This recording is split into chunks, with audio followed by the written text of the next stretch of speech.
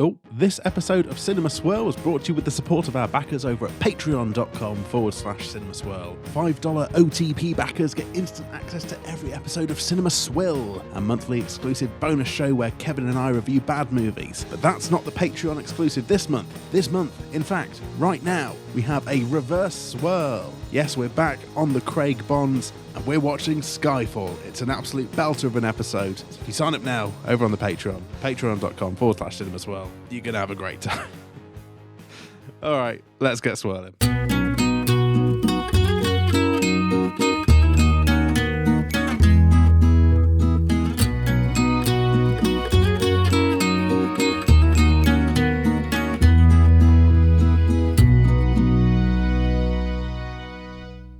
Cinema Swirl! I, for one, am against gun crime. It's episode number 119, coming to you from the fraught political discourse of Hollywood, California, where me and my OTP, Sam Chaplin, are going to look at some movies that he's never seen, and it's good that we're talking about guns, because I'm your captain, Kevin Mann, and I, for one, am very excited for summer bonding. Hey, we're talking about James Gunn. That's Yay. right. We're talking about the Mr. Gunn himself, James The man who Gunn. simply couldn't be cancelled, James the Bond Gunn. Boom! Guardians of the Galaxy 4.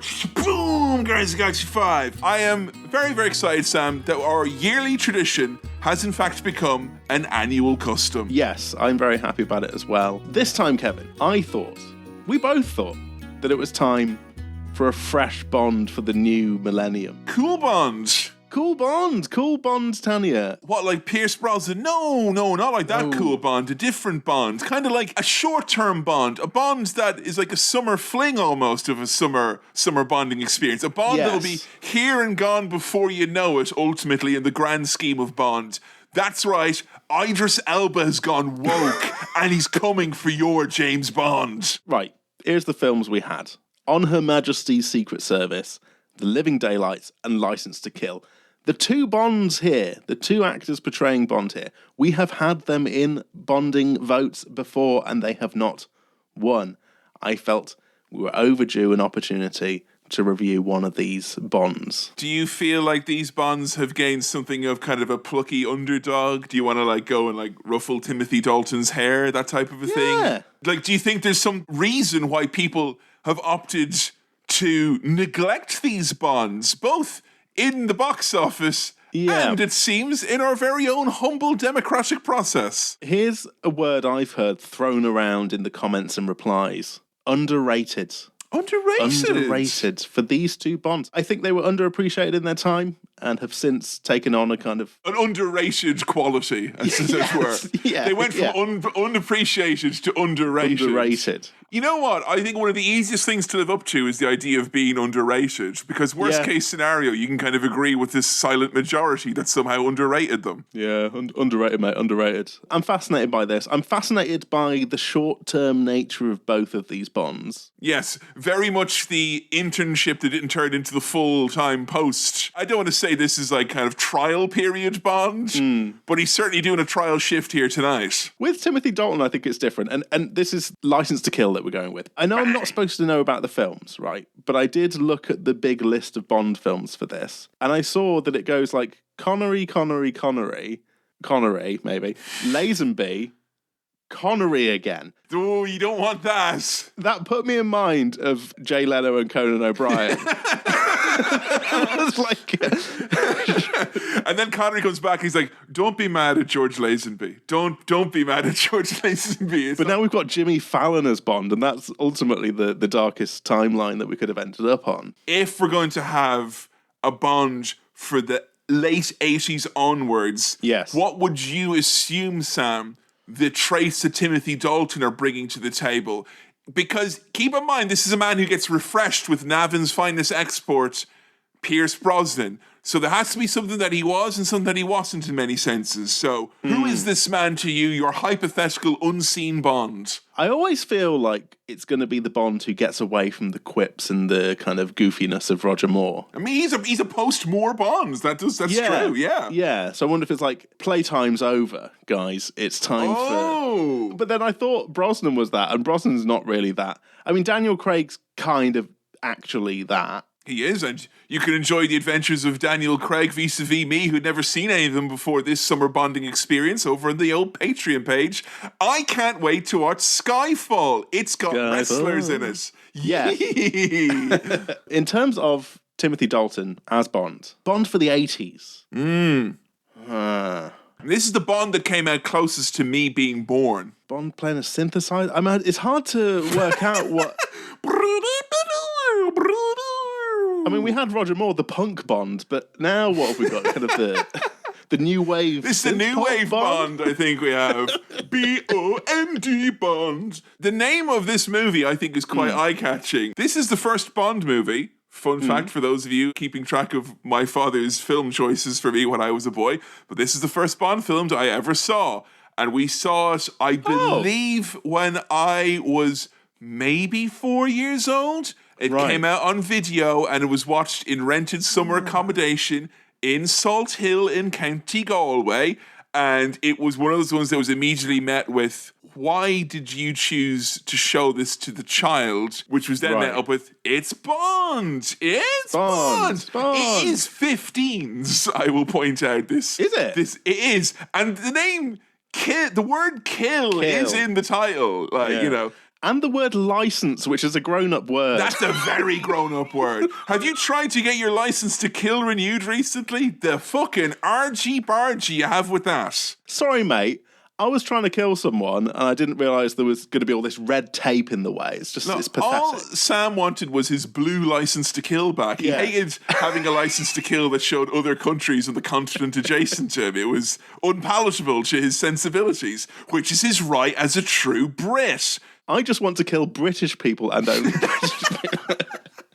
Look, your dream Bond scenario, I think we're edging around here what we might be having with Timothy Dalton. It is fresh coat of paint. It's a new Bond, new generation. Yeah. We are as yet to define what that will mean, so we can go in any direction. The word kill is in there. It's 15s. Yeah. What do you think Bond's going to get up to in License to Kill? Blue sky thinking. Right. Again, because I've seen the list, I know this is not the first Dalton Bond. This is the second. This is 2 of 2. He had Living Daylights first, I believe. Yeah, he did a real 1-2 punch and then ducked. I don't know the situation with him leaving, by the way. Okay, right. What does Bond do in License to Kill? It would be funny, right? It would be very funny if he didn't kill anyone in License to Kill. Oh, Sam! How's the boy going to learn about killing if he watches the movie age 4 and no one dies? If I was a screenwriter, novel writer, filmmaker, and fancied a laugh, I'd call my film License to Kill and make sure that the main character didn't kill anyone. But I imagine this is about Bond fucking killing, man. You know, there's at least one person he's gonna want to kill. Think about the space of movies that we have done in this podcast for around this time. You've had your Terminators, you've had your Predators, you've had your Scarfaces. There's a lot of blood flowing out of the cinema door because you can't kill each other in there. Everyone gave them a license to kill with their Odeon pass. It was absurd. So I think if we're looking for an edgier Bond, outside of Daniel Craig, I'm sure he went woke as well anyway, didn't he? Woke. They had him break his balls. It was the wokest thing I've ever seen. Absurd wokery. What I like about this idea of our Bond that we have here is that we may be trying to course correct from the silly Bond that came before it, but because of the backdrop we find ourselves in, that may end up making Bond be retrospectively sillier. I think you might be surprised at the tone of this movie, perhaps. It's certainly going to be an outlier in the summer bonding experience. Ooh. And I include both swirl and swill and reverse swirl bonding that has happened during this series. Look, I'm fascinated by this. This is a chunk of Bond that I have no real awareness of. By the time I was born and knocking about and watching Bond, knocking about. This was not contemporary Bond, but it was just before. no one ever, like, other than my dad being like, oh, it's the recent one, we'll watch it. I can't think of anyone ever being like, you know what we should do? Let's put a Bond on and go for one of these two ones. Yeah. I feel that's really mean, but there's possibly a reason for that. Is it the movie themselves, or is it big Hollywood politics at play? We'll only have to wait and find out. I don't know anything about Timothy Dalton, by the way, other than he was in Hot Fuzz. Yes. And an episode of Doctor Who, I think, Yes. at some point.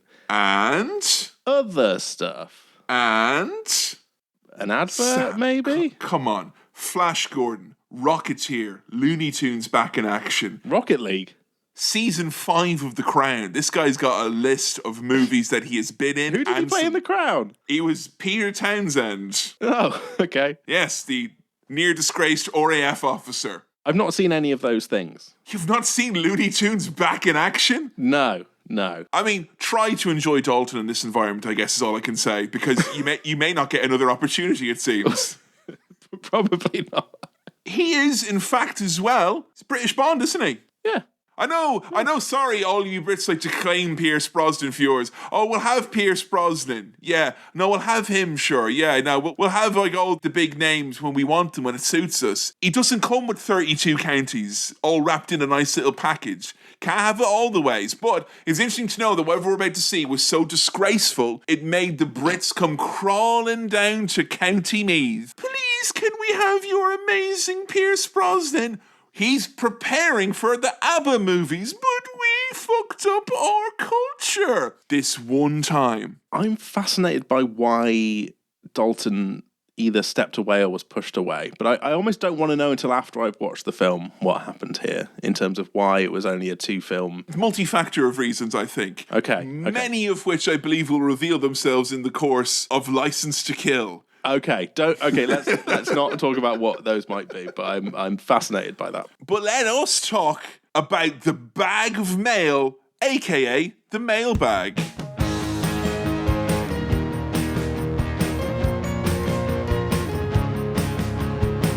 Welcome to the mailbag, the 007 mailbag. We've got 7 pieces of mail.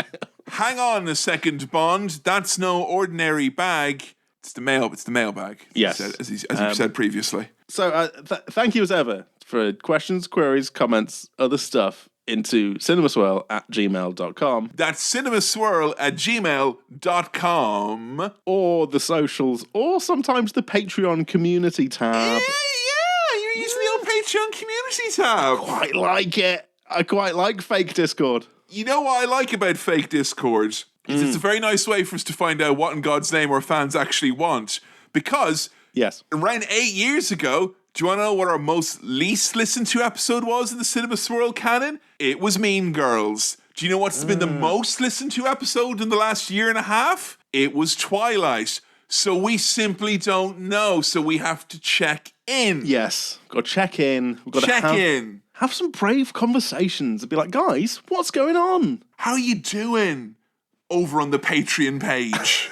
Yes, only if you pay for the paywall will we check in and see how you're doing. The rest of you... You're stuck with the socials and cinemaswirl@gmail.com, I'm afraid. Which is plenty to go around. It's a lot. Fill your boots with that communication there. Our first question comes in from Tristan, who writes the following. Hi, lads. Very important Bond-based question about the cultural divide, brackets, English, within the podcast. Is Tristan an Irish listener, perchance? Yes. Was there ever an English equivalent of when RTE... I mean, I already feel like... Say it again. Say it! But if I try and do it proper, that's bad. And if I do it wrong, that's bad. I'm stuck between a rock and a hard place here. You say it, I'll make you say Radio Telefisheren. RTE. Yes, so you can, of course... Or you could use TD, or you could use TE either. These are examples of things that you could use. Or because it's or when he says it because he's British. And he's like, put it on or TE. I'm like, are you just making a selection, or are you suggesting something else? I don't understand. Was there an English equivalent of RTE1? of when RTE1 used to show all the existing Bond films over the course of a week every year, or was Bond taught in schools? Do you want to know something very funny? I went to school with a boy who referred to RTE1 and RTE2 affectionately as Bog 1 and Bog 2. And then they referred to BBC 1 and BBC 2 as Scum 1 and Scum 2. So if you had the four channels, you had Bog and Scum. I don't know what that made Channel 5. Slop? Maybe. So there is some more stuff in Tristan's email, but to answer that question, I feel like ITV showed a lot of Bond back in the day. I swear that's where we watched a lot of Bond. Bond on a Sunday I felt was more likely to happen on ITV than it was on RTE1 and R2. We were too busy showing Terminator 2 basically every single weekend from the years of 1993 to 2020. I mean, if you had a Sky box, Sky Movies will be showing all sorts of Bonds, you would imagine. The Bond channel, for instance. Yeah. Or you could be like me and be very much enjoying the fact that all the Bond movies were on Amazon Prime, and I went to check and see if this one was. They're all gone. Don't worry, though. The Brian Cox game show Bond that stinks ass, still up there, baby. I tell you what, they might be on ITVX. There you go. Tristan also says, also only semi-Bond related, but I've heard the Saw theme described as someone trying to play Live and Let Die from memory. Dun-dun-dun, dun-dun-dun, dun-dun-dun, dun-dun. Oh my God, he's right. Yeah, it works. Looking forward to the centenary episode of Cinema Swirl soon. Tristan, thank you, Tristan. We're in the big 10-0 really shortly. Yeah, we got to come up with something fun for that, something spicy for 10 old years of Cinema Swirl. 10 years, 10 movies, 10-hour podcast. You heard it here first. 10 jokes. It's 10 jokes. Yeah. 1 joke per hour.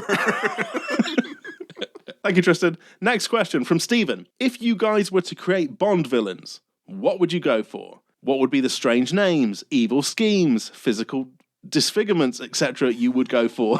Better yet... They have to be disfigured in some way. I mean, to be fair... in, the canon of Bond, that's been a thing. Better yet, would you do exaggerated self-styles of yourselves? I'm firmly against the self-insert for a Bond scenario here. Okay. For me, I like the idea always of the baddie from Die Another Day, where the bullet was getting closer and closer to the center of his brain, and that somehow made him stronger. But of course, obviously, we need to be a little bit more sensitive in the year of our Lord 2024. So I thought maybe if it was something to do like that, except it was it was like ADHD or men's mental health or something like that. Where every day until he talks out with his mates, it gets makes him more sadistic. And it's like, Bond, he's not been down the pub with the lads in a year. He's fucking gonna kill you for supper. That might not fly, but I think it'll balance out if we have a really woke Bond to kind of counteract that, savagery. I mean, the woke Bond will be going around being like, mate, how are you doing? And, that'll be his default position. Yeah. But in this one case, that will really work. It would, yeah. It would be his undoing, So I seem to remember, what was the Pierce Brosnan Bond, where the villain was like, I own a newspaper. And that's, But now, where do you get your news? Where do you get your information? Where do you get your culture? Snapchat. Podcasts. Oh, podcasts. Some sort of... podcast network guy. A network of podcasts? Who is doing crimes to fuel a true crime podcast empire. He's feeding crimes into his network of true crime podcasts to give them the inside scoops because he himself is organising the crimes. That's fantastic. Yeah. And that is 60% likely to definitely happen at some point in a Bond movie. So there you go. That's my Bond villain. Simply called The Podcaster, because that's the scariest name you can... Or you could also bring out the Golden motif again, Golden Cast. That will work. Yeah. It would work. So thank you, Stephen. Good job, Stephen. Great question. One last Bond-related question from, it's the Patreon username, Dr. Judge, who writes the following. Since the Jinx spin-off, and we're not talking about Robert Durst, the Jinx spin-off never happened, what Bond character would you like to see get their own movie. Kevin, thoughts? I would very much like a, I don't know, silent comedy of errors with Jaws. I feel that is only right. Like, if you could put Jaws in Jaws even, I think that would work doubly better, because when the shark comes out of the water and he gives him the business and they could both look to the camera and kind of go, he's got the same name as me, this Joker. And I just think that, you know, that's going to get people back into the cinemas. It's going to stop the piracy and people being on their phones all the time. You know, I think that's really a way of doing it. I think that would be the ideal in many respects. Now, I also gravitated towards Jaws. I think a lot of people do. But I wasn't thinking movie. I was thinking, you know, when Channel 4 gives comedians travel shows with their mum? Yes. I feel like that, but with Jaws, would be really cute. He's got a little mate at one point. I see. There's a girl he likes. Yeah. Oh, that would work perfect. Jaws and his little mate going around Bulgaria. Yeah, just get him travelling around looking at stuff. And then he flashes that lovely smile. As a tall man, and you'll appreciate this as well, Sam, as also a tall man, there's always, travelogues are always with shorties, isn't it? And they're always like, oh, look at all the room I have for my tiny legs. And I'm like, that's not realistic. I want to see a long man get into the plane and into the cart that goes around the park in Bulgaria, and I want to know if I'll fit me and my massive teeth. This feels as good a time as ever to just remind everyone, as Kevin just did there, that I am also tall. I think there might be a slight perception, because Kevin is like canonically tall, and I think has taller energy than me, and is literally taller than me. That is true as well. I feel like you have to embrace your tallness if you want people, you know. And the thing is as well, in my experience, that was by no choice of my own. It was one of two conversation topics. I blamed the British being too scared to ask me about my accent, and then resorted to like, bloody tall, you're tall. Yeah. And then that became the only topic of conversation for around a decade plus. So here we are, Sam. Bloody hell, that Canadian bloke's tall, isn't he? What must have been all them moose and chips he's been eating, eh? Eh? Because the Brits love a laugh, don't they? So I would assume, Sam, that the best chance that you would have to have your tallness embraced is go to a particular sheepish part of Ireland and emigrate there for a decade or so. And see how they respond to me. I get conscious sometimes because people are surprised. All the videos of us together and any photos I post of myself don't have much reference of scale. How would you like us to be photographed? Like a Usual Suspect style? Like me and you? Get the thing so you can see, like, we are almost, not quite, but pretty similarly tall. Kevin's, a couple of inches. I think as well, Joe's pointed this out several times, I almost exclusively seem to surround myself with tall people. Yeah. And they're always slightly shorter than me as well. So if you want to be embraced as a tall guy, you got to hang around with people who are slightly less tall than you. Maybe I need a little gang of tall people who are a little bit less. Sort of tall people for you to, marginally tower over. Sorry, I got sidetracked there, but I'm tall too. He is tall too, and that is worth noting. Podcast listener. So thank you as ever for your questions, queries, comments in the He's a bit tired because of how tall he is. Yes, he needs extra calories to get the through air the lard. It's quite thin. Thank you for your questions to the mailbag. If I seem tall, it's simply because I am standing on the shoulders of a bunch of little shorties.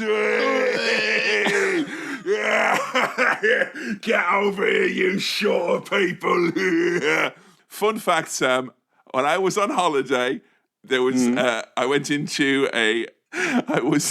was in a crocodile reserve, and there was a part that was in a fake cave, and there was a banged up boozy Brit abroad in front of me, and he went, "Is this cave real?" And he punched the cave. Yes. Is this cave real? Is this cave real? Did anyone answer his question before he punched? I think the reaction of his hand probably answered it as much as it was needed to, Look, we're going to find out, is this Bond real? Get ready to punch Timothy Dalton. Let's go do a cinema swirl.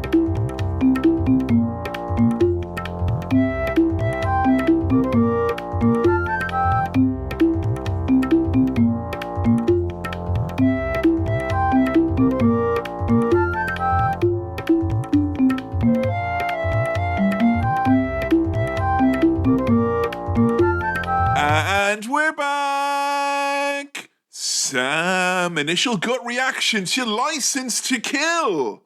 Good stuff.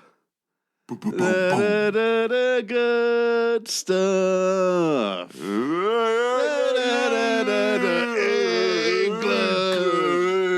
Yeah. No, we've gone into the other one. We've gone into Goldfinger. It doesn't have the blah blah blah. I had to resist the blah blah blah. I'm not going to resist the blah blah because I felt like there was a lot of this that did remind me of the classic, much older Bonds that we've seen, in spite of being in 1989. But I was wondering what you were thinking about this flavor of Bond that we alluded to earlier compared to your others that you've already sampled on previous summer bonding experiences. It perhaps wasn't as fully savoury as I was maybe expecting. There is like... You know how like a Daniel Craig Bond is fucking like that's a salty Bond. Yeah, because it's all the sweat that was there from before, and it's dried off, and it's dirty and salty now, and there's no water because of the Bolivian water crisis. Quantum of Solace, yeah. But this is like salted caramel. Like it's still fucking. You're still having sweeties. You're still having a bit of Bond. There is some darkness to it, but it's It's still daft. It is daft, and some would argue that. Yes, tonally, this is by default darker than the Roger Moore offerings in particular that came before it. But I believe that when you are given darkness in such copious, buffoonish quantities, it comes off as sillier in comparison. And when you say, we're going to have some quips, you're not going to get rid of all quips. No. So you can have a lot more gratuitous dark stuff and still some quips. That, for me, is by modern standards just a funny, silly movie, isn't it? Yeah. So, I mean, maybe at the time this was like, wow, there's a real dark tone here. But I was just thinking, this is, quite silly and fun. Yeah, by like trying to be darker, it has in fact become much, much sillier. It's like if you tried to dress Stanley the dog up as like a dark wizard. Yes. But by doing that, there was no darkness was achieved. You just created more mirth, I believe. Look, we don't dress him up, but it would be funny. It would be something for an app, wouldn't it? Yeah. Like if you could get like a QR code kind of imprinted on the animal, and then you could scan that. With your 3DS.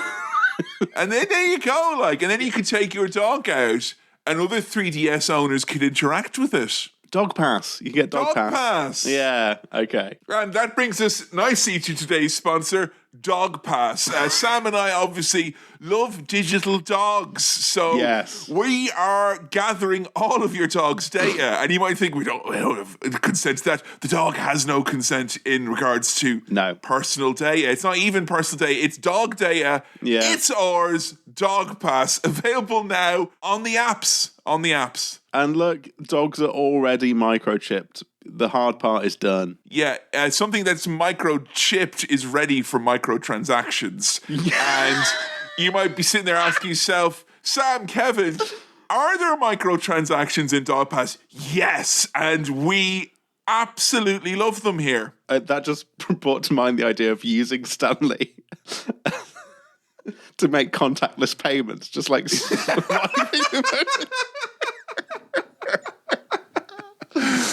Right, so James Bond. Timothy Dalton, I tell you what, we go straight in. He looks good in the little... You know the little Bond tunnel? You know the little... Yeah, the little silhouette. He looks good in there. He good does. Stuff. Nice viscosity on the jam. Yeah. It was all standard issue Bond. It was very good. How does he look as a Bond for you? Visually, a Dalton Bond, where's he ranking up there with you? A couple of words I'm going to go for. Cool and sexy, I'd say. Oh, okay. Yeah. Okay. Do you disagree? I feel that he has a particular angular quality, and dare I say, Anglican quality. Yeah. That makes him feel slightly closer to a Bond villain than an actual Bond.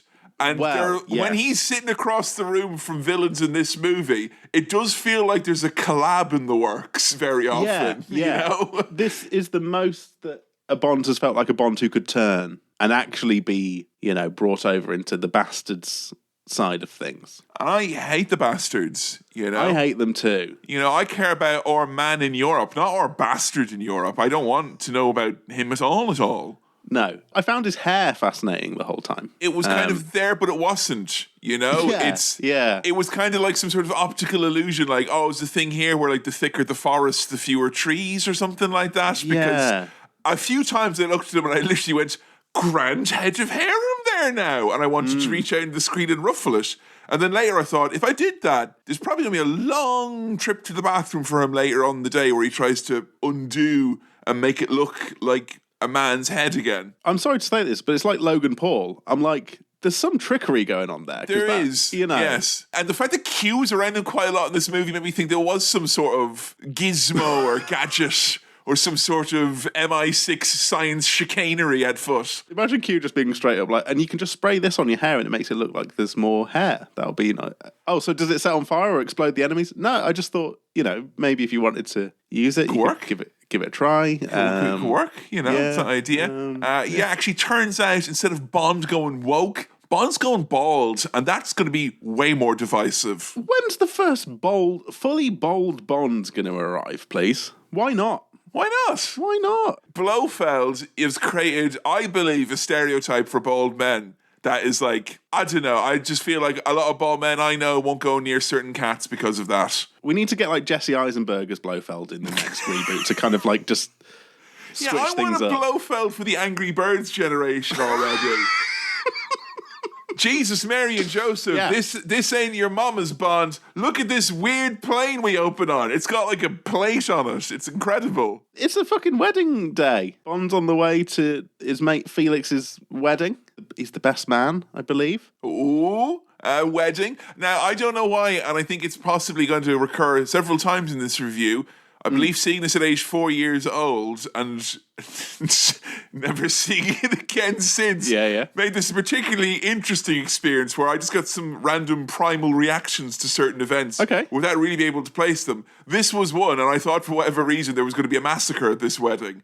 That's not the case. No. But it is still generally a good rule of thumb in Bond that if there's a wedding, it's probably going to be a bit woo. I'm skipping ahead a bit, but there is a line where someone says like, Bond was married once, but that was a long time ago. Oh. Something bad happened at a Bond wedding. That's true. Yes, way back.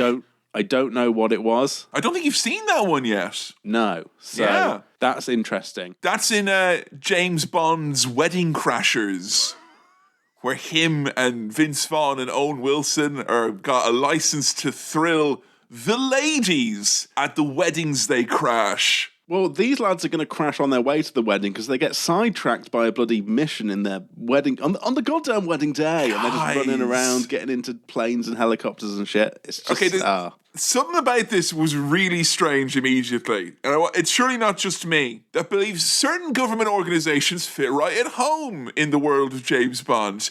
MI5, MI6, MI7, MI007 James Bond. Yeah. But the DEA doesn't feel like one of them. No. This feels like a world where saying the word drugs is kind of an issue.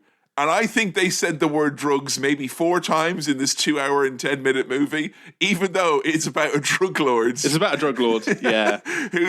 He's got some plans with drugs, guys. I don't know what to tell you. The little sidetrack mission here is like, get this drug lord. We got to get him. We got to stop this drug lord. And to be fair, the lads are in a helicopter and the drug lord, Franz Sanchez. Whoa! So we're dealing with Franz Sanchez and there's also Felix. And I get Franz and Felix mixed up all throughout my perception of this movie. Just the names, the F names. So Felix Ferdinand would be a good name for a Franz Ferdinand cover band. It would. Just play Take Me Out. Take Me Out. No likey. No, go on, do it. Do it. It's a Paddy McGuinness tribute band they're doing there now. My God, the bit where Bond is sent down on a little string to tie the string around the plane. Bond looks silly. He looks like the helicopter is giving him a wedgie. But then the plane looks sillier. It's just all kind of like they're bullying this little plane by tying it up and dragging it around. It looks very, very daft. It felt very natural to me, Sam. I don't know why. Yeah. One of my problematic opinions that I can't seem to shift in my older years is that I believe genuinely that all small planecraft operators are criminals. Okay, fair enough. Yeah. And I've watched so many BBC summer dramas where the guy who rides the plane is like working for Russia or planting bombs or drugs or dropping murdered spouses out at sea in the Grand Canal or whatever it is. So, yeah, I thought, get him, Bond. Get him in slow motion on your grappling hook. Can I say, Kevin, and I hope this is okay, it was quite refreshing to hear someone there just express a prejudice. Just be like...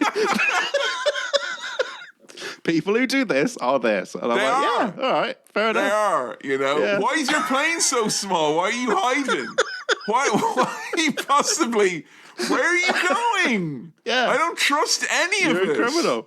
Fucking hell. So, the boys have bagged the plane, and my God, you can tell it's fucking still silly Bond because they parachute down into the wedding. Now, obviously, a much darker tone for Bond, but I will say, right, you might thought this was all frolics and grappling hooks and looking like the greatest starting salvo to a Married at First Sight experience with the groom parachuting in after a successful DEA agent mission. But the baddie, he whips his girlfriend. Oh, yeah. And he's got like a weird, it's not like a sexy fun whip. It's like a gnarled, never-ending story adjacent whip. It's like a root. I think the props department had a real decision to make there because that could have accidentally tipped over into being, they've got one of those relationships. But no, this is like it's bad. Yeah, there was something very Catholic about it. It wasn't nice. Like it was like you're not seeing any joy or excitement from this. This guy's a wrong'un, and you can tell because he went onto a special website and got the scariest looking tentacle whip he could find. Yes. I do sort of appreciate films like this. It's like a creative shorthand to be like, this guy is a bastard, and not just a drug bastard. He's a real, we hate this guy. Here he is, hitting a woman with a whip. Boom. Yes. We can now be happy that's when you turn to the other person sitting going, can you believe this guy? What? I just first the drugs and now this. Yeah, now this. Well, sure, it's probably no wonder with the drugs. Your man. Well, Anyway, go on. So from the silly parachuting down to the wedding, we transition into this Bond song, which fuck yes. Good. It's just that. To be honest, it's those two. The treatment of those two chords is fucking beautiful. The rest of the song was entertaining and good, and I liked it. Can't really remember it, but those. I'm sorry. No, blah, blah, blah. Gladys Knight, cracking tune, great stuff. Yeah. And it's nice to see very, very old school Bond sensibilities. Different coloured ladies with giant guns. Yes. Big puffs of smoke. Yes. Gambling. But, John, with 1989 sensibility, you could see the money that was spent on this movie. Yeah. Glossy. Expensive. Probably now in the Bond, which has been woke and all, you'd probably swipe through the Bond girls and then you'd get in trouble afterwards for it. I mean... Sure. What is this online dating like, though? It's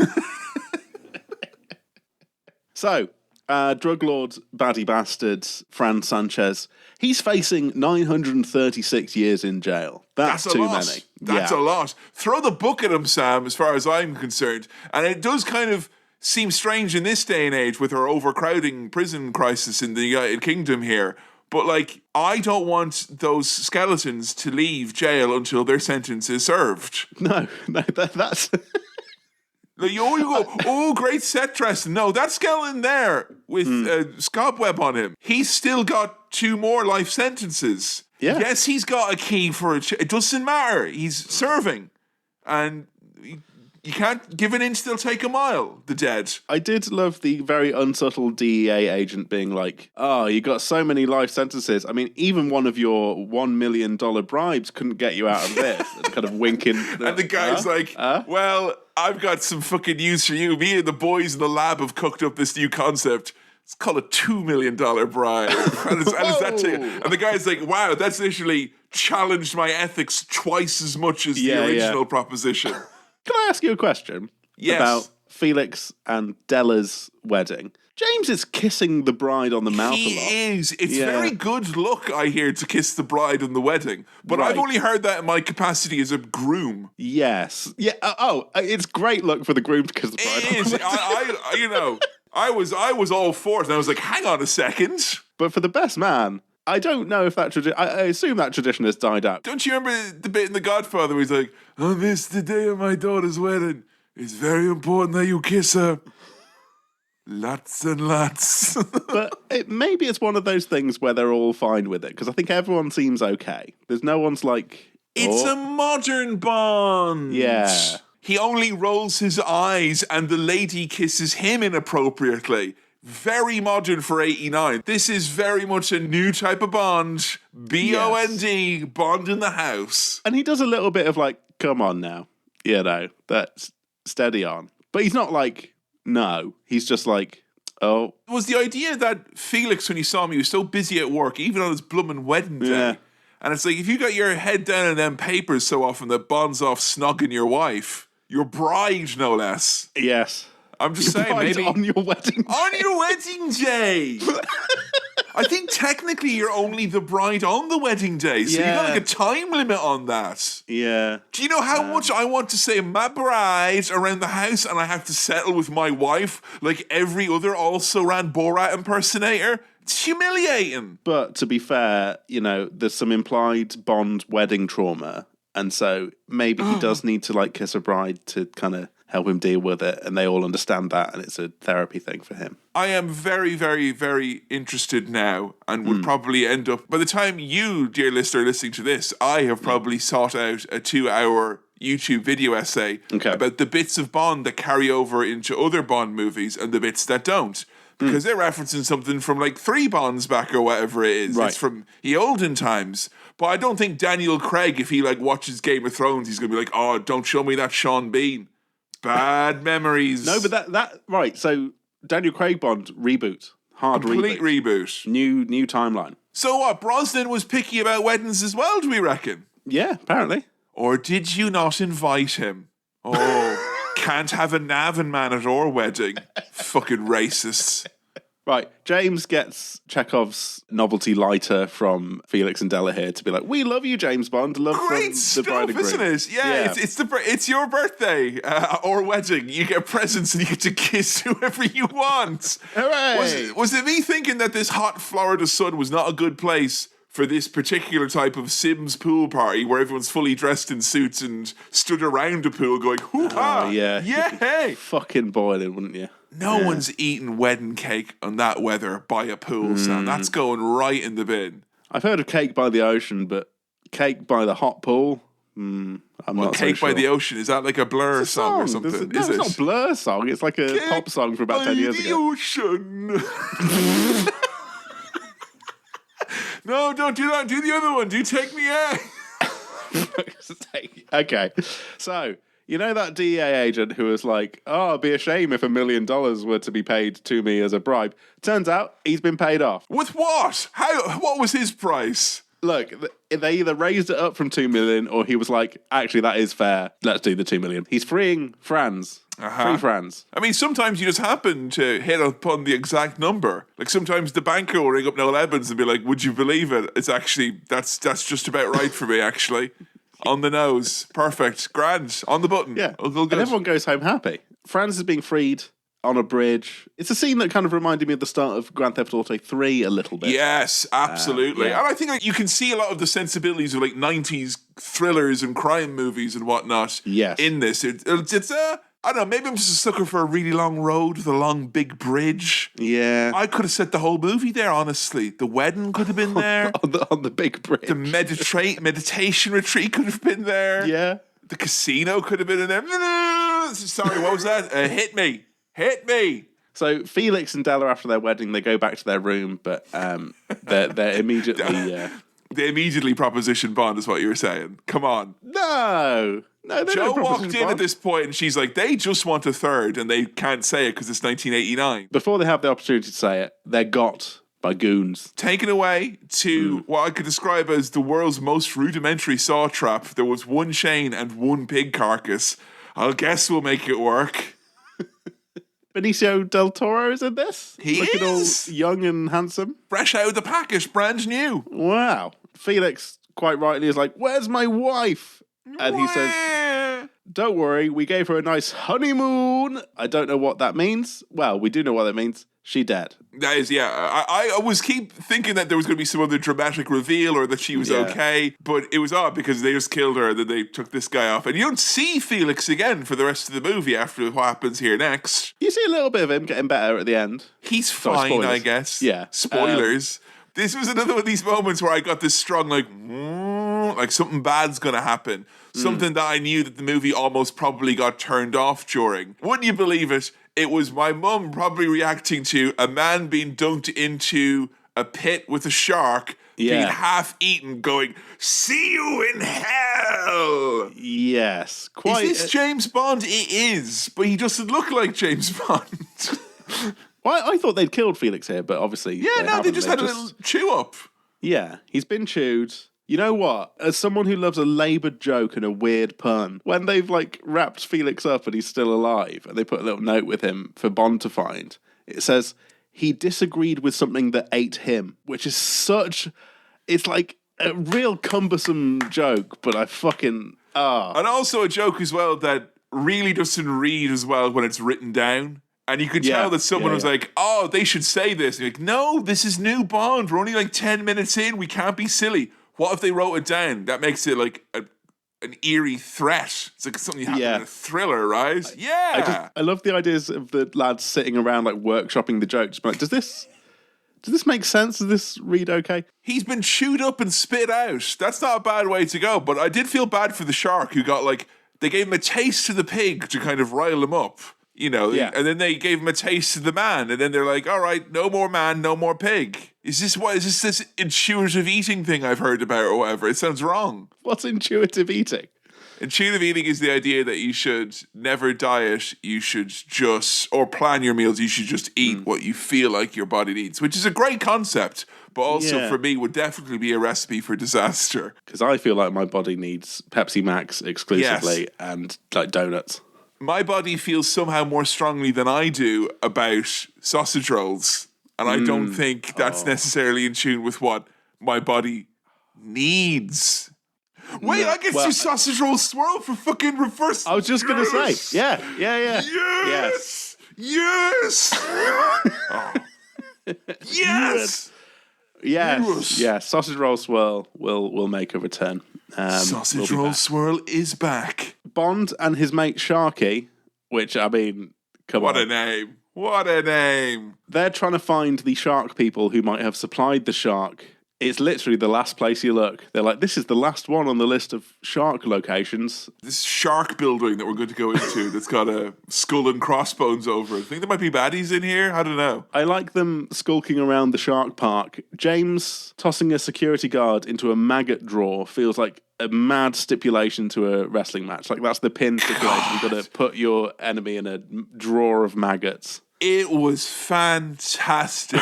What a movie. And because the maggots were all like plastic and like shitely animated, it basically like he opened up a big drawer of tripe and he hip tossed the guy into it and he went, "Bon appetit." And I'm like, all right. Yeah. This is meant to be dark because he's thrown him into a vat of flesh-eating maggots, but then he said, "Bon appetit." And then he closed the drawer. Yeah.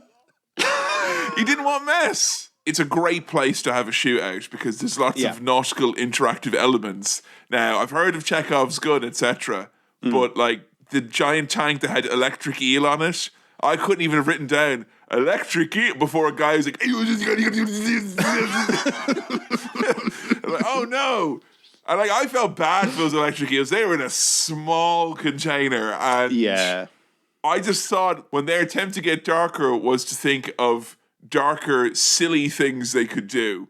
That was a great path to venture down, I believe. I think hopefully in the new like woke Bonds, at the end of the film, there'll be a bit like at the end of Bake Off where they show what happened to the animals that like, do. The electric eels were freed into like an enclosure. They're all right. They're okay. Fine. They're okay. Yeah, they've managed to get this DEA jerk dangling over that shark hole, and he's like, "Look, there's $2 million in there. We can split it." It's a big chunk of dough, Bond. Oh, James Bond, cold as ice, throws it back at him, knocks him into the water with the money to his death. This is an angry, vengeful Bond. Has he killed as obviously as this, I guess, in our Bond... I mean, obviously in Casino Royale, there's a bit of that for sure.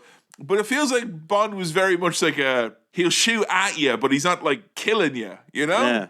But this is like, he's killing people. Like, you want to kill this guy? Yeah, I want to kill him. I want to get the achievement for 5 nautical kills in one zone. And then, to emphasize the cold-blooded nature of this new Bond, his buddy Sharky goes, "What a waste of money that is. Oh my God. These killers.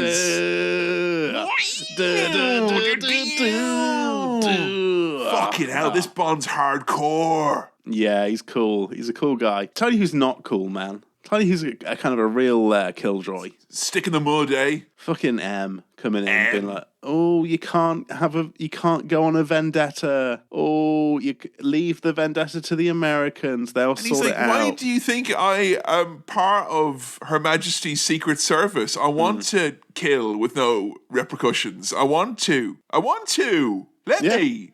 Come on. You would do it all the time.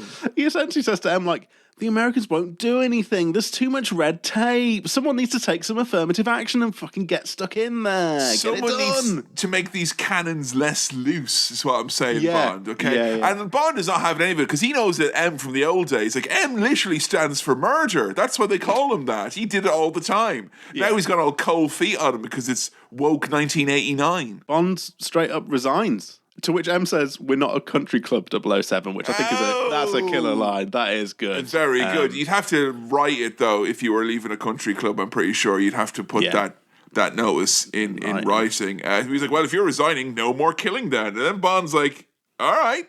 And he's going to go start killing on his own. Well, his license to kill is revoked. His weapon is taken. And he says, well, not to be outdone on the jokes, he says, well, I guess it's a farewell to arms because his weapon has been taken. Sam, I believe the license to kill seems to have been the one thing that was keeping Bond's killing remotely in check. He racked up quite the body count. It was Rambo levels of kill count we had in this movie. I mean, we get some more after this, and those are all unlicensed kills, presumably. Yeah, do they count towards his overall score at MI6? It's hard to say, isn't it? But then it's the rankings, it's probably I'm not sure. Retroactively reinstated, so do those ones count? I'd need to check the tape, you know.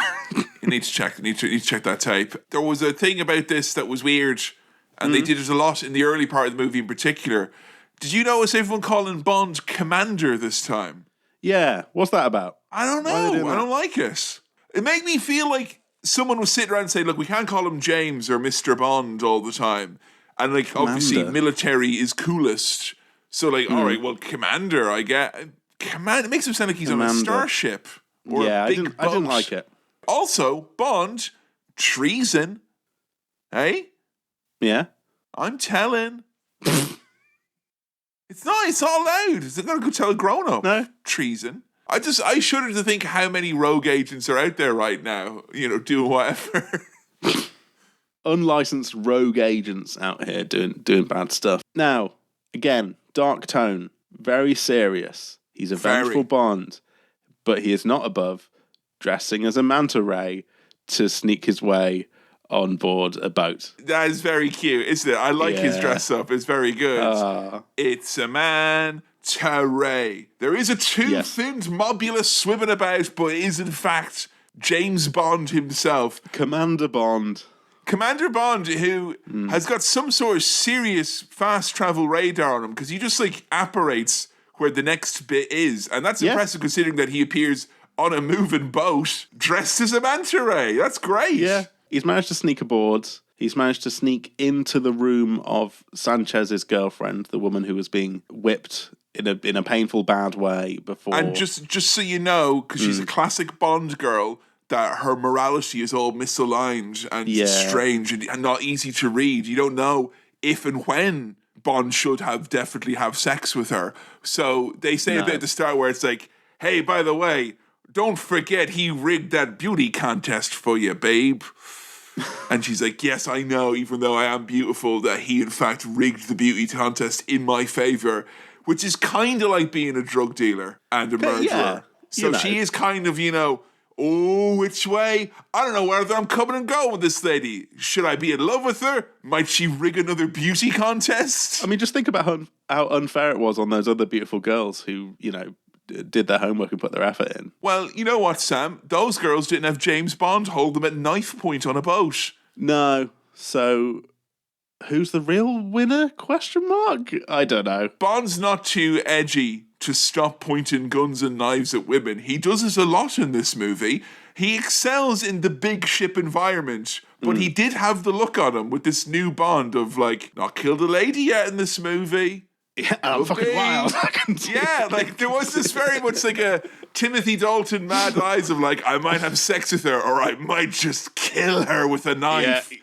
Don't know what's going to happen. I'm a different Don't know what's Bond. going to happen, Timothy. Yeah. Sad news. Sharky has been killed. Off screen, mind, like it's Shakespeare. Pull him out of the water, and there's the kind of captain of the ship being like, and guess what? His fucking name was Sharky.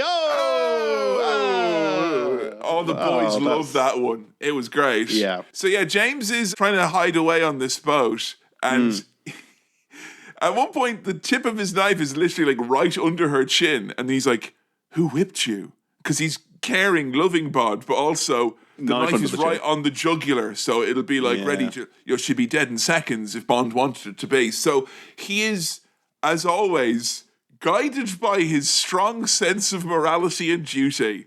Mixed messages from Bond, isn't it? Very mixed messages. He doesn't give a shit about Sharky dying either. He doesn't more bodies on the pyre for him, I guess. No, to be fair, he does harpoon a lad to death and be like, courtesy of Sharky, or something. He says something to be like, that's for my mate. He was happy his friend died. Yeah. He was happy his friend died because he gets to do that quip. Yeah, he gets to be more revenge Bond, which I think he's... Look, you were right about Timothy Dalton feeling like a potential villain Bond. He was getting a bit mad with, I love being spiteful and vengeful. He loves it. He loves it. And look, I get there is obviously an instinct when one of your mates has been killed in kind of a punrific way. Yeah. If Sam got murdered by a Charlie Chaplin impersonator, there'd be a few smiles around when we're at the crime scene. But I would not relish the quip. When I killed that Charlie Chaplin impersonator, there'd be no laughing matter, Sam. I will do it. Yeah. But there'll be no jokes. Although, would it be a quip in itself for you to be silent for the duration of killing a Charlie Chaplin impersonator? That's what you got to consider. They're going to read into the mustache. I got to do it with the beard. I hope he doesn't. Oh, God. It's the whole thing. Honestly, I hope he doesn't go through with it for my sake and yours. Yeah, thank you. Appreciate that. Bond, he's now fresh from harpooning that lad into the sea. He's busting a drug deal here. He's busting it. He's going under the water. He's found the secret drug sub. And he's just stabbing all the coke. What a waste of cocaine. I figured at some point in this movie that we had to see a scene where Bond walks through a crack den or something like that, or he goes to a hospital and sees somebody who's oh, drugs have taken away this young person's life and opportunities. Instead, though, it's just Bond is kind of, oh yeah, I'm along for the Vengeance ride, and these guys love their drugs, so I hate them now. Stab your precious drugs. He stabs the shit out of a lot of drugs in this movie. He even jet skis with the harpoon as well, in case you're worried we're getting too serious here. The light in the dark, the drugs and the jet skiing harpoon gun.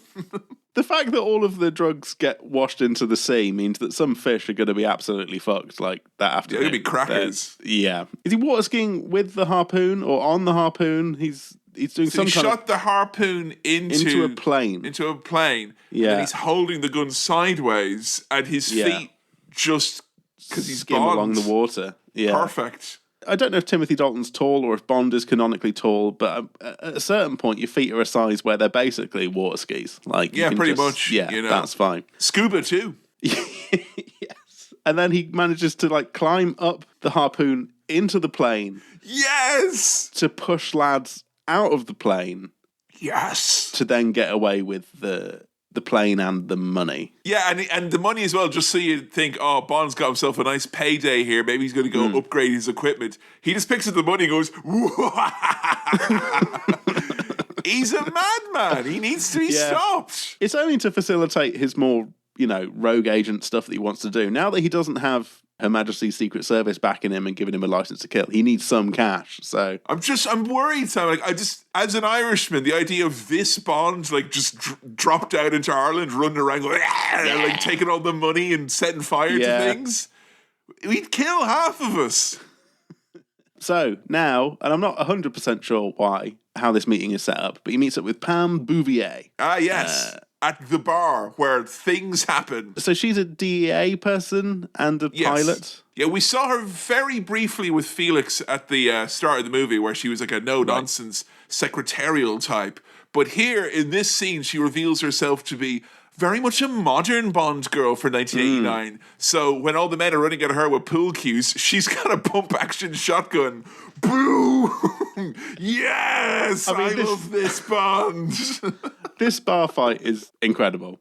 It's bananas. And so much fun. Plays it up like he's in a Benny Hill sketch. He's pulling the silly face, going like, ooh, and she's acting like Sarah Connor in Terminator 2. Like, there's these two very different interpretations of what this fight is all about. Oh, just to be clear for later, Benicio del Toro is at the bar and it gets, there's a standoff with them, and he sees Bond. He knows who Bond is, and then they have a big fight. One lad, a big old fight, runs at Bond with like a spiky. What would you call it? Like a spiky bar fish. The big fish?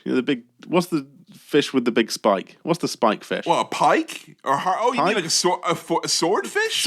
A swordfish. And he's like running at Bond with a swordfish. Ah, beautiful. Yeah. I wish Bond had an actual sword with which to parry it back, but that would have been silly, apparently. This is really gritty and dark instead.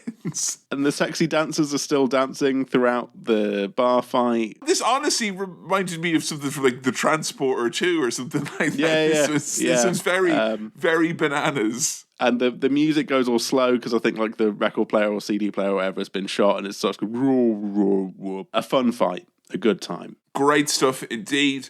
Bond doesn't like working with no dame. He tells her as much when they're on a boat out of there, and she's like, I'm no dame, I'm a former fucking army pilot, and I'm in with the DEA, and it's your ass, Commander Bond, on the line. And they could have taken your bloody head off. And she's like, well, I'm wearing a bulletproof vest and I don't feel like living forever. Because it's Bond. Yes. And they're negotiating the cost of a flight for Bond. And in the midst of negotiation, it gets sexy and there's some kissing. And then, does he deliberately blow the horn? Or do they accidentally, That felt like, grind onto the horn? Bond's got a straight up big ass, Yeah. He's fully loaded back there. So when he was backing that shit up, he didn't know that he was honking another horn, if you know what I'm saying. So these two already instant romantic connection. Then Jolly Old London, this is when we find out that Moneypenny is very slightly helping Bond and is going to try and send over some additional help, which lets us know that Bond's wacky sidekick, Q, from the Bond movies, is going to be showing up very, very soon. We're also told that Bond is en route to somewhere called Isthmus, which is conveniently a fictional country that's basically every stereotype about South America made into one location. In that case, I don't feel bad about saying Merry Isthmus. Merry Isthmus! Merry Isthmus. Pam Bouvier, she's staying with Bond, but she has to be his sort of fake personal secretary. Yeah, because he's like, we're south of the border. It's a man's world here. He gets all fucking weird and is like, go buy yourself some decent clothes, and hands her a chunk of cash from his stupid drug money. Do you know what's happened here, Sam? I think we've both watched enough Married at First Sight to know what's happened here. Instant chemistry, memorable wedding day. Mm-hmm. Then they've immediately been intimate, and now there's maybe a miscommunication of energies here. The vibes are off, and he's not happy, she's not happy. And honestly, when it comes to the fight box at the dinner party, Bond's probably going to utilize that license to kill that he's allegedly lost. It's going to be a bloodbath. Despite doing all this, go get yourself some decent clothes, he does a legitimate double take when she comes back later in the role of Miss Kennedy, and she's bought some decent clothes and like done her hair different. He's like, what? He's in love Yeah. in the way that Bond is incapable of actually being in love. I'll tell you what job that I think you and I will both be very, very good at. We get introduced to the kind of the big operation that Sanchez has been running, where he's getting all this money from all of his drug cartel business. He's funneling it into this pop-up Banana Republic isthmus, and then they're using the profits from that to buy legitimate investments around the world. And as the money man is telling him all this, he keeps turning around and being like, basically, the gringos want us to help with their deficit. Or he'll turn around and be like, the problem we have is having to spend all this money. I think so much money. You and I would be good at the garnish quips for the investor meeting. Sure. Where they're talking about dry stuff, and then we lean over and say, and the green's going to be not just me because I'm Irish, because of all the money you're going to be making, you know what I'm saying? And Dunn's going to be watching. The plan's going to be to funnel all the money from Isthmus into Viva La Bam season number 3, and no one's going to be watching. That's a lie. We are all watching. Yeah. I don't think, though, that we'd be up for the drug lord business, even if you get an iguana. That was sweetening the deal for me. Like a little pet iguana that's like crawling all over you.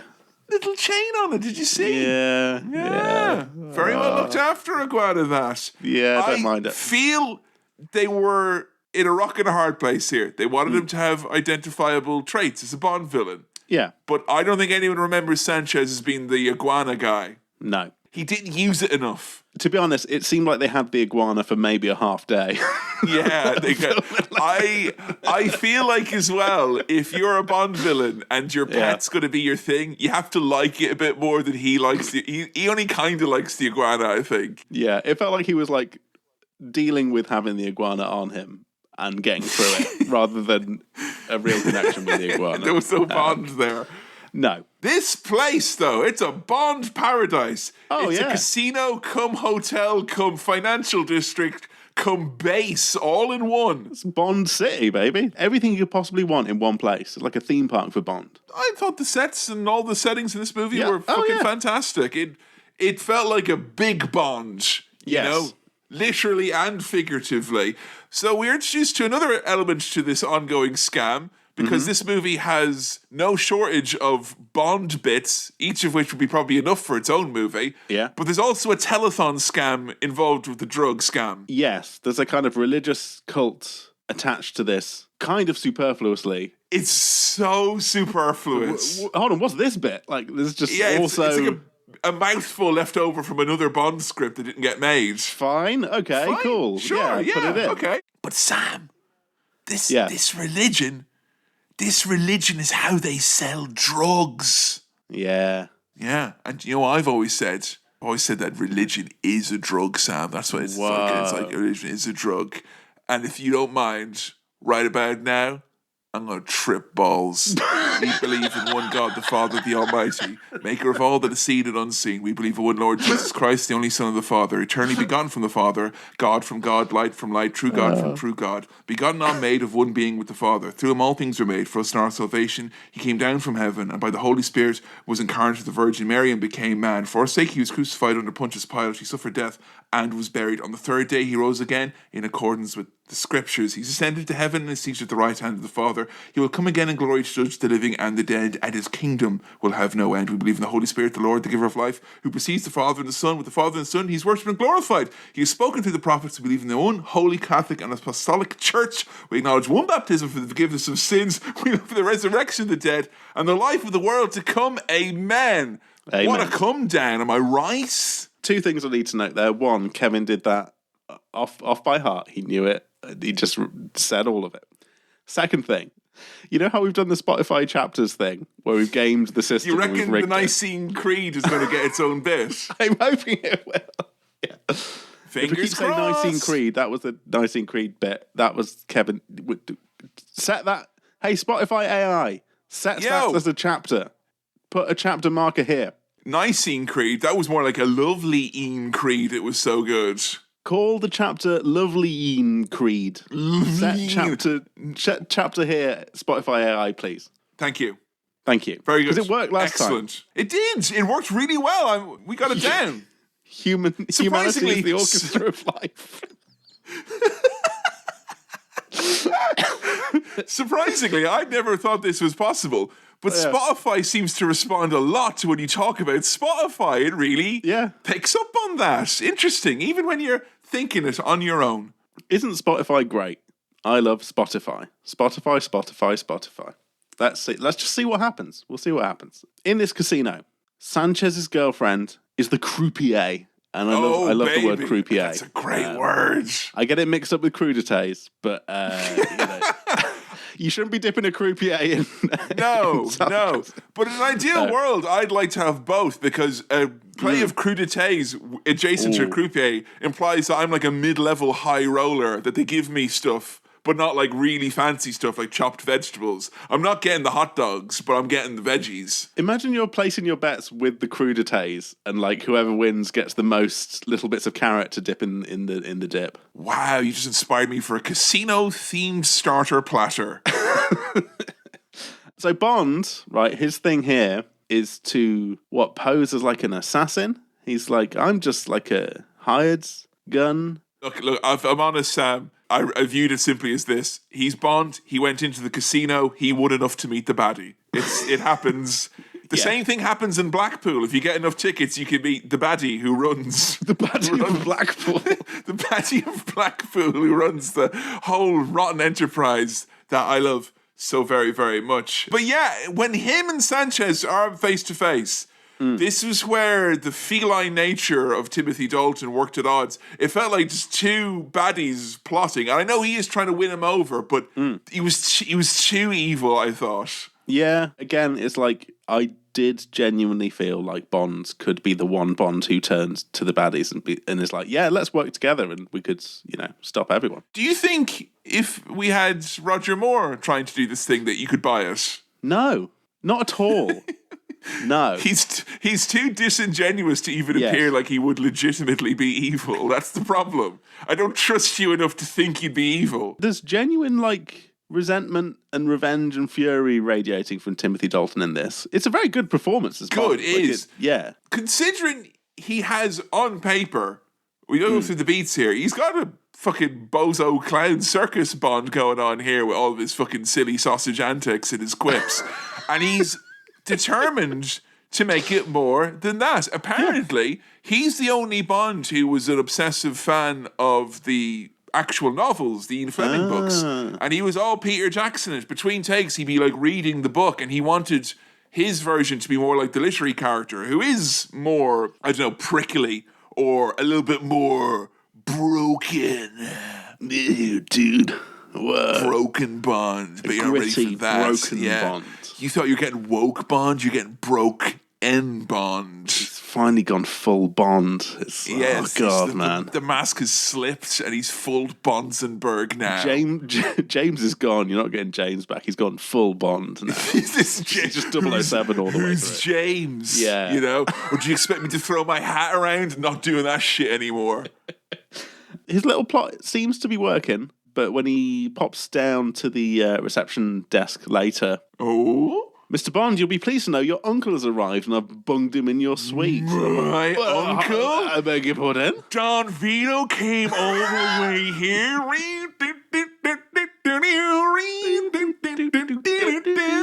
Well, there is no extradition policy at Isthmus, so he came here to escape his many legal troubles that he had.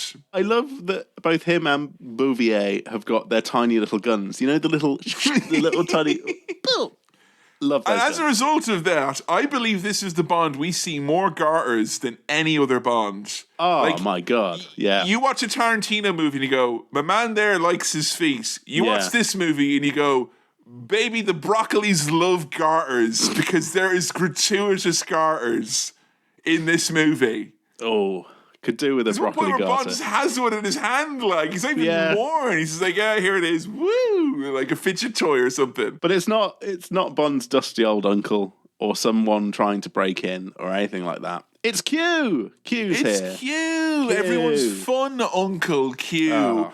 Uncle Q, and he nearly kills the old man. And it's very much like a oh, you've changed, Bond, because you get Q just being like, ooh, careful, Bond, you nearly killed me, and that's my lunch. And he's literally there with a gun like,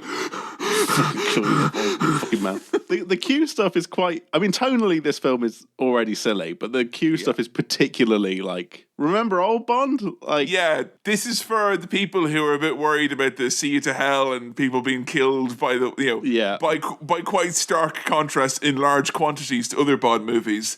So yeah, Q's here and he's got funny toothpaste and a silly camera.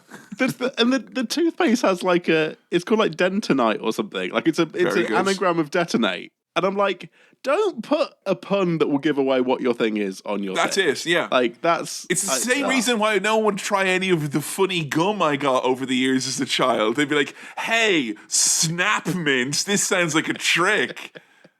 Are you sure? Because this brand of gum will give you quite the buzz. What, electroshock flavored? No, I'm not doing. Damn it! But look, I love the gadgets. Some sort of magic palm reading camera gun. Great stuff. A Polaroid that shoots lasers. I mean, when the picture comes out of the laser camera, and they look like they put on the glasses. Yeah, it looks like in They Live when they put on the glasses, and you only see it very small, but it is awesome. I want a blown up picture of that on my wall. Good bit of fun.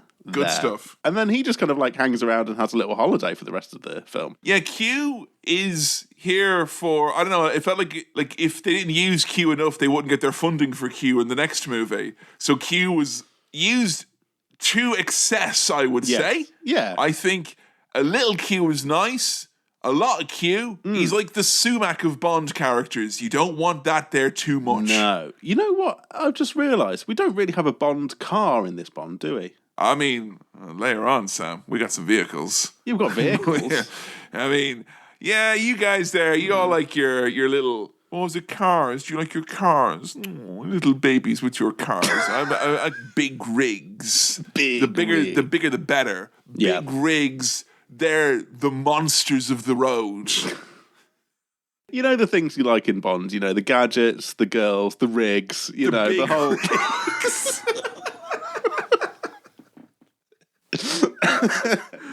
This is a darker Bond. He likes big rigs. Look at this thing. 48 hands high it is. Almost as many wheels.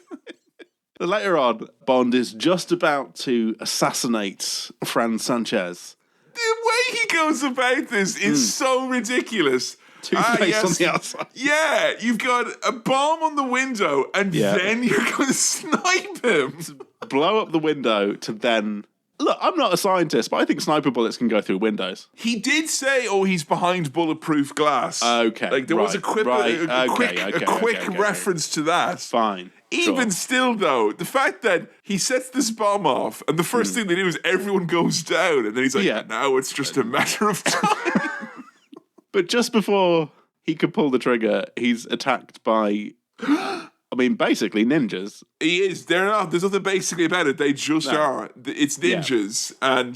Yeah. And this was the point in the movie where they had informed us, and I am using the movie's verbiage, and I would have thought, this is like nearly 15 years later from the last one we did. Surely they're not going to say something as bad as, and I quote, Orientals. But they did throughout the movie, and it was like they said that. I'm like, is it going to be ninjas? And there were ninjas. Immediately there was ninjas, and not just like, are they wearing kind of like dark No, they're like flipping around backflips. They have swords. They are ninjas come to get Bond. Yes. So it turns out, Sanchez was having like a meeting of, hey, all the international drug dealers, come get in on my drugs and my drug plan. It was very interesting them talking about this without using the word drugs again, as we mentioned earlier. Like product. I was obsessed with the baddie Money Man, because he was like, ladies and gentlemen, we have in front of you data of the socioeconomic backgrounds of all of the residents of your countries, and the demand for the product is there due to aggressive marketing in your areas. And I'm like, tell me more. Yeah. What is the aggressive marketing in 1989 for drugs? Like, what? Drugs? Is it like at the start of certain NES games where it's like, don't do drugs, there's going to be Mega Drive games that come out next generation and say, they're coming in your area now, check them out. Yeah. I mean, it would be the Sega consoles that the ones that just say, like, actually do drugs. Sonic says drugs, are good. Cool. And not doing drugs is no good. Yeah, it turns out some of those lads were undercover from Hong Kong Narcotics. Oh my God. And I was like, wait a minute, Hong Kong Narcotics? Checks Wikipedia. They're part of the British Empire at this point in time. Oh. Okay, right. So, yeah. That's why they're in lockstep with that Brit who was in there. And he's like, I'm giving you this British serum, Bond, and you're coming back to London. No! But just before Bond is taken away by technically the goodies. Yeah, the Brits. The Brits. Well, the good technically guys. the baddies. Baddies. The actual baddies. Historically the baddies. But, you know, before Bond gets taken away and taken home, there's some boom, boom, bang, bang. And there's a tanking going on. Sanchez's men, they're rescuing Bond because they don't know that he's the secret goodie, but they know that these guys are goodies, which to him is baddies. Sam, I love how extremely difficult it always is to recount the finer points of Bond movies. It's a fool's errand. The main bad guy saves Bond because he doesn't know that Bond's good. Right, fine. And here's me, the film critic's response. Tanks blew up ninjas. Yes, tanks blew up ninjas. Yeah. It's like if you asked an 8-year-old child in 1989 to come up with a multiverse and be like, well, there could be tanks and ninjas and G.I. Joes as well. Yeah. And they're ninjas also. Okay, we'll put all of them in for you. Yes. So Bond wakes up in his pajamas in a nice mansion. Oh, what was the weird little guy looking at him? Did you remember that? When he woke up, there was like a weird statue. It was a weird, fish with a man's face, and it was horrible. Yeah, he was weird. Bond wakes up in this spooky mansion. It's Sanchez's personal base, and he's like, hey, we rescued you. You're a gorgeous. Good guy. It's so big. You're my mate. I love you. Let's have coffee. Yourself. Yeah. Yeah. Let's wear big high-waisted trousers together in the sun, Bond. And I can't do the impression here, but for some reason, Timothy Dalton as James Bond sounded a bit like John Lennon or one of the Beatles when he said, you were just in time, things were about to get nasty. No, it's not. That's not it. But it's a kind of, there was a Scouse twinge to the nasty, and I can't do it. But I both agree and disagree with you. Sure. I agree that something weird happened here with the voice. Yeah. And I thought this happened a few other times. Okay. And I thought it was him trying to bring in a bit of the rich Scottish twang into his voice that is canonically Bond. Right. So I thought from the Connery, he was like, right, yeah. Yeah. And I think that's in the book as well, even. So I thought it was like every 225th words, I'll put what I, a true Brit, believe to be a Scottish accent lilting in there. And that's why you got a bit like, it got a bit nasty. Nasty. Or it could be he's doing a cover voice to throw Sanchez off the chase. But look, play it back. I can't do it, but there's sum it up with the word nasty. So Bond heads back to the hotel to chat with Q and Miss Bouvier. Yeah. And he suspects, because he spotted her earlier when he was doing his sniping business. He saw her in the room. So he thinks now that she's in fact dirty. Everyone's a double, triple, quadruple agent with the DEA and the drugs and the James Bond. It happened, but Bond once again finds himself pointing a weapon at a woman on a bed while his hand is halfway up their dress, and that has happened many times in this movie. It's Bond's methodology, I'll give him that. It's to get the garter gun. Okay. He wants to, what's that? Another garter? Another garter. Yeah. Another slice of pizza, James? Yeah, well, I want the whole one. I want all of it forever. And Q's in the corner just lifting up his trouser leg to reveal a bonus garter, just to be like, this one sends radio signals. But you know, and she's like, look, Bond, I'm actually working double undercover, and one of Sanchez's men is actually going to flip on him, and I've been working the case with him, and you just threw the whole thing out. And by my count, this is, I believe, the 4th international law enforcement task force that Bond has undermined in the course of this movie. And, like, he does look mad, but he's not mentioned Felix or the bride or even Sharky since they've died. He is someone who's never gives us an inner monologue, but, like, I would have been done with a little moment to refresh the motivation along the way? Because Bond just seems like an arsehole now. Oh, it just seems like he's just fucking everything up and just going rogue for the sake of it. Look, for my friend Felix, who was part of the DEA, the best thing I could do, to honor his memory, is to constantly sabotage various DEA operations. It's what he would have wanted. That and me kissing his bride. Now come here, baby. And so now they need to get on board the Wave Crest, Yes, it's the drug ship. the drug ship. And meanwhile, the shark guy, who is called Crest, is being questioned Hey! by Sanchez because someone has taken the money. I mean, it's Bond. And Crest is like, this guy, he water skied on a harpoon, and then he got in the plane, and then he pushed the guys out of the plane, and then it the went money was gone. Bwah, bwah. Did it go da da da? No, I don't believe you. I don't. I don't. But unfortunately for Crest, who is just a humble sharkman, Bond and Bouvier, the money's been planted on the ship to frame him. They know what they're doing here. They know what Come they're on. doing. They're killing by proxy. Once you've killed so much with your own hands and you're a bit numb to it, you get a sick thrill about making other people kill on your behalf. Yeah. And that's what Bond is doing here now. He wants another different type of kill. Then you have to kill two people at the same time with someone else watching. He's a real sick, murderous bastard, isn't he, Bond? It is. So the money's been planted. Sanchez's men have found it. And so Crest gets compressed Yay! to death. Or he gets decompressed. Yes. Or then and recompressed. Put in a decompression chamber, turn it up to maximum decompression, and then just turn it off, or like smash the filter or whatever. He just his head gets all swollen and explodes. It's a very silly effect. These but I were love the bends that the Radiohead were talking about in their Yes. seminal album. Yeah. The bends. The baby's got and the bends. This Oh no. Yeah. fantastic.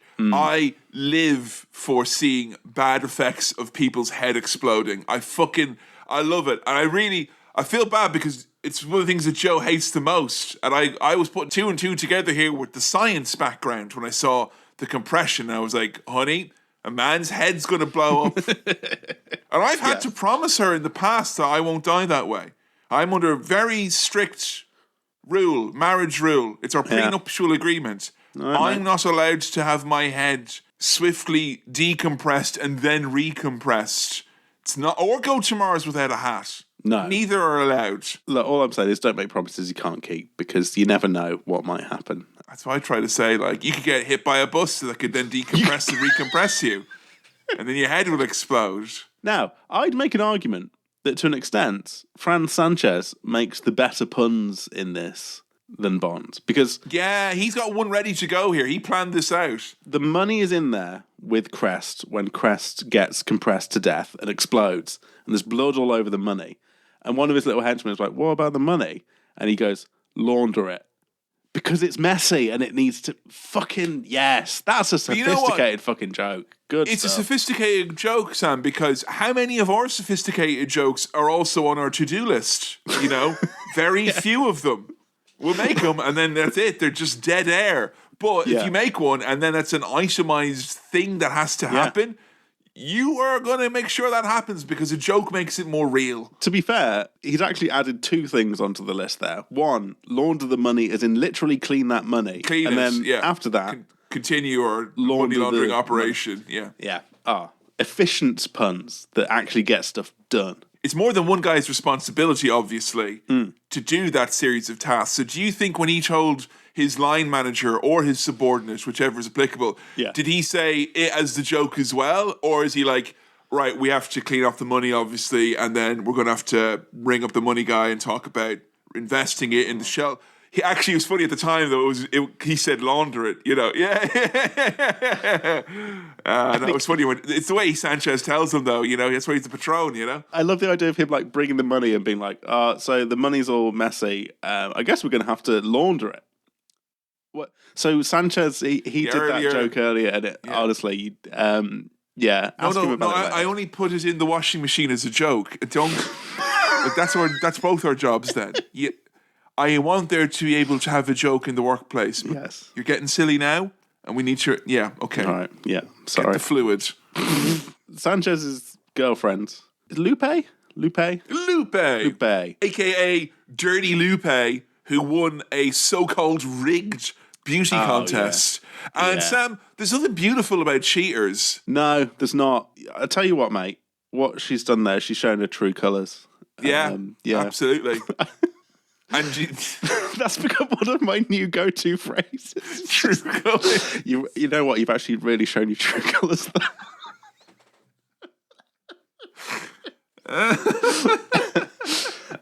What I would say is that Bouvier's acting in this is very good. She's a very charismatic character and And Bond a different type of Bond girl, yes. Yes, and I think by contrast, Lupe maybe not, the most deep or interesting character. That's a B-tier Bond girl, and that often they struggle. They struggle with the lack of notoriety attached to the role. Yes. You've been told it's second best, so if I was in her position, I would give second best. And to be honest, all I've written in my notes is that she gets off. she gets off with Bond here. Again, it was very perfunctory. I don't think it was particularly romantic. No. But there you go. It happened, They just went back to the base and they had sex.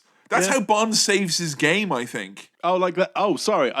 Right, as in literally that's his typewriter or bonfire. Like he just sits there okay. Yeah. Be careful, Bond. Don't withdraw your memory card until the process is complete.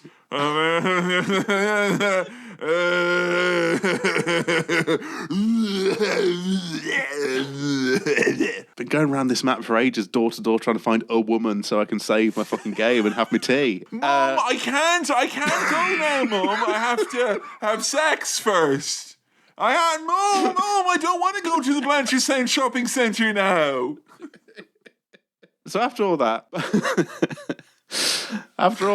Bond gets taken on a lovely tour of the distribution centre, Cool. which also Amazon are offering. I've occasionally seen social media ads for Amazon being like, "Come have a look around our warehouse. It's fine. Like you won't even see any of the piss bottles. Like everyone's peeing, and it's fine. Just come have a look." Which really gave me this vibe of sanitized corporate drug deal. That feels like it's core ordered. Like it's like, right, you can continue your warehouse, but once a month, 100 regular people have to come in and say if it's fine or not. I was tempted, but I'm not gonna. But it's just like appealing to anyone to just come have a look. Just come have a little tour. If only we could speak back to the advertisements and ask them what their true purpose is. Why? If only we could communicate with these strange organisms. I mean, Bezos would be a good Bond villain, wouldn't he? He's got the right kind of smarmy... it's been done now, isn't it? Yeah. Isn't it? And he's too weird to have a fictional character riff off of him. That's why I hate all the weirdos from Us Being Adults are all too weird to do anything with. Yeah. I watched, was it the other two? It's a show I really love. I would recommend it. Very good. But they had this long arc where they were making fun of those type of weird billionaires. And it just made me sad because it's but they're real. And there's no joy in and they're in space as well. No. The Bond's at the distribution centre. Slash fake meditation retreat center. Yes, there's a lot of heavy lifting going on here Bond-wise because there are guys in robes, but also science guys, but also guys in jumpsuits with machine guns and hats. There's lots of different guys in lots of different guises. Yeah, there's around 1 million extras in these scenes coming up. So the gimmick with the product, that it's not drugs necessarily, is that it dissolves in gasoline and then you can transport it as petrol and sell it internationally. And someone's like, how'd you get it back out? And he's like, do you want me to tell you all your secrets? We can't. And I did like that they incorporated the USP of the drug into the branding of the base because there was a giant flame decal that opened up to let helicopters and stuff in and out of in the base. And I thought that was very, that was good. We don't get a lot of that type of branding in Bond, generally speaking. No. While Bond is being shown around, and he has to wear a face mask. Hey! Remember all that? That was... I do. Yeah. I wear them now and then still when I feel anxious and I'm going somewhere that would require me to not be sick. When I'm going around a drug distribution centre, I put my mask on as well, mate. There's nothing to be, it's fine. I don't know. I just kind of felt like a lot of woke drug lords here with their, what's wrong with breathing in gasoline laced with a secret drug? Are you scared, you baby? Scared with the drugs and the harmful chemicals? It's a very good device to have Benicio del Toro here, nearly recognising Bond and kind of semi-recognising, but the mask is enough of a kind of disguise that he can kind of get away with it for a bit. I would like to highlight something that was also very good in this movie, which I thought the score throughout was fantastic, bombastic. Also, like, riffed a lot further from the source material of Bond that some of the other Bond scores have. But they had to do their special stereotype instruments for when certain people are on screen. So this scene that has both the South American drug dealers, but also, and their words, I'm not going to use their words, the Eastern businessmen. Yes. So they had to play both soulful Spanish guitar, but also panpipes. Yeah. So it was a very odd mashup going on. It was kind of a little bit like Wii music. It didn't flow nicely. Yeah. Someone's going through the built-in presets and not really thinking about genre. They're just putting instruments together. Meanwhile, the meditation leader guy, there's just a character here who's like... Professor Joe! Yeah.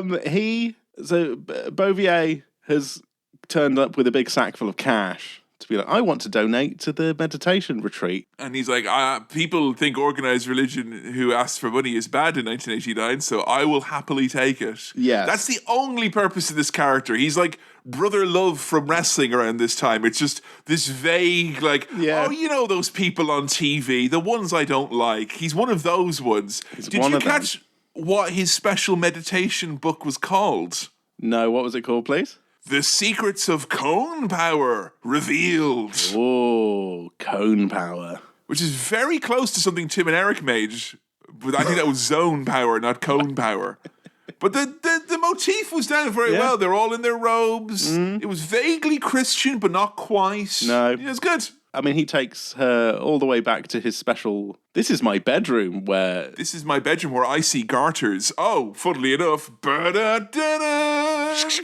Yeah, so she's again pulled a gun on him, got his keys, and so that's how she then gets into the base later on. Can I say, she goes around on her own little adventure. You don't see enough of her as far as I'm concerned because for me, someone dressed up in the guise of a mysterious shaman's robe shooting people down is really, really funny. And any bit I saw of that, I was delighted by. But Bond can't resist his true nature. Yes, you took away his license to kill, but did you take away his license to boom? Because he causes a big explosion in this gasoline-soaked drug factory. He can't resist a ruckus, and immediately that, gives him away, and the mask is off, and Benicio's like, he's a fucking informer, and he did a boom. Let's tie him to the cocaine crusher. Yay! And I'll tell you what, this cocaine crusher... This is a Burr-style cocaine crusher. So it has those kind of teeth that come in together like gears. Yeah. So Bond will be well and truly fact. This isn't I got bitten by a shark. No, this is like, my bones got crushed into dust. Yeah. Yeah, exactly. And you know what? I know that Bond's going to survive, but it is quite tense to see someone being pulled... tied up and pulled down a conveyor belt towards a crusher. And he is probably the dirtiest Bond outside of Daniel Craig. He's the dirtiest Bond we've seen. He's all covered in grime and dust and shite. He looks fucking mean, to be honest. It's awful. He's all covered in coke. Benicio del Toro gets ground up in a grinder, which is another moment where I was like, throughout the movie, I was expecting some man to become more liquid. And I was like, was it the shark? Is there a giant fan? Is there a grinder? Is there a crusher? Here we are. The man got ground up. And it was odd. I don't know. I've always had an affinity for good quality coffee grinders. And I believe I may have been imprinted on as a babe by this movie. So it's Pam who comes back and saves Bond, by the way. She shoots Benicio and, saves Bond. And he goes into the crusher. What that got me thinking, though, was I think, given how young and handsome and suave Benicio looks, I think the crushed up Del Toro dust would smell quite nice. It's got a bit of an aftershave smell to it. Little dab behind the ears. Yeah. The ladies turn their heads at the bar. Have you crushed Benicio del Toro? No, I'll never tell. It's a special Trying something occasion. new. Hoping to meet someone tonight. So we get fresh from the Crusher. Forget the Crusher. We're gonna have a fucking big rig chase. It's time. Here we go. Yes. I get to play with my trucks. Yeah, I get to play with all my toys. Sam, I was so happy when the first one blew up. I didn't even think we get to see 3 more blow up. And I didn't think we get to see Bond do everything you could hope. Everything. He takes... What's it called when a vehicle goes on the side? It's not a wheelie. I put side wheelie. Side wheelie. Yeah. But he did it in a big rig. He did. He got chased by a car that was on fire. This was like, if you saw this, I would have said, never mind your Mad Max Fury Road. No. It's been done in this 15-minute sequence. So beautifully and so respectfully done as well. Not satisfied with just the side wheelie. He later does a legit wheelie as well. Yeah, full-on regular one as well. Why did he do that? What you've got to remember is that the petrol has cocaine in it. So that's why all these big rigs are going absolutely bananas. Like this really fast. Yeah. There's flames everywhere. This is like proper Hot Wheels. Oh my God. If you, in the future, right, in Charlie Brooker's future, you'll film your kids playing with their toys and like their cars and stuff and smashing them together. And then you'll use AI to make that into a fucking movie. And then you'll play the movie to the kids. That's what this sort of was. It's like, but practical and real, man. The graft went in there. Scores of people died making this. And not immediately. Some of them like woke up years later going, and just because of this. Because the car that was on fire, after he does a wheelie, he crushes another car. That's incredible. That's the greatest. What I drove for years and never thought to do any of this shit. God damn it! And so after that, which was stunning and wonderful, there's a big tanker crash, tanker rolling down the side. At one point, before one of them blows up, the baddie points at it, about to blow up, and goes, "Oh no!" And then it blows up. Yes! Oh, it's phenomenal stuff. Franz, he gets soaked in gasoline because obviously these are gasoline tankers, and it's just gas everywhere. I thought they were all soaked in gasoline. Everyone's soaked in gasoline. Bond especially, flame-wielding Bond here. Yes, but as Franz is approaching Bond with a fucking machete, being like, I'm going to machete you to death, Bond pulls out, you've guessed it, the little novelty lighter from before with "We love you, James Bond" written on it. And Q's like, no, you don't have to use mine. Like, you can use any of the gadgets. I mean, any of the gadgets. I did dress up for you, Bond, though. I thought I should point that. That's all right. I did give you that gun that was like a video camera and it recognised your palm and only you'd be able to shoot it. But if you want to just use a lighter. You didn't want a sophisticated kill. You wanted a fire death, which is, again, probably one of the most primal deaths. After man discovered fire, man immediately turned his attention to how he could kill another man with said fire. And there was something very raw, very honest about Bond setting this man on fire. And he just kind of looked a bit bemused afterwards. Job done. Job done. My head's still with Q mumbling in the background, being like, you could have made him brush his teeth with the toothpaste and then blown up his mouth. His mouth probably is all smelly of gasoline after drinking so much of it, so he probably would implied to.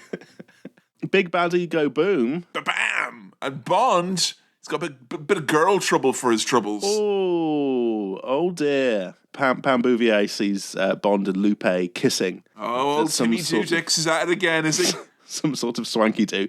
She gets upset. She's crying. Bond sees this, decides, I don't want you. I'm going to jump off this balcony into a swimming pool and pull Pam into the pool and have a big old kiss. And that's how you get your license to kill back, really. Yeah. I mean, there's a scene where it's like, oh, it's me, Felix, and M's giving you your job back. Thanks, Bond. Hangs up, and then we get this bit at the end where Bond gets to have a watery kiss. Is it like the type of thing where, do you remember when Twitter, when they were like, oh, you have to pay for this service now to have this thing, and people are like, I'm not fucking doing that, and people who had accrued so much interaction followers, they're like, we'll just give it to you anyway. Is that like with License to Kill, where it's like, oh, you don't have that now, and he killed so many people, they're like, Yeah, we've can just have it. described you a license to kill. It's just in your profile now. It's all right. No, you don't have to give it. It's okay. Yeah, it's all right. It's all okay. I just automatically block people who have a license to kill now. Just I do. Yeah. Better off for it, mate. You know. I love Q. Q at the end just has a big swig of his drink and he's like, right, gonna keep having fun here because I'm Q and I'm just kind of pissed and on holiday. It's a laugh. If that was the last Q appearance, it would have made a bit more sense. But I think this was screen tested, and the notes came back saying we need a little bit more of a sidekick because people expect sidekicks in these types of movies now. Yeah, the type yeah. of movie you're trying to be. So in came Q, and he was More Q a in there. bumbling sidekick. Do you know the movie was originally called License Revoked, and then they changed it because they found that audiences in America associated that with losing your driving license. And my God, does Bond drive in this?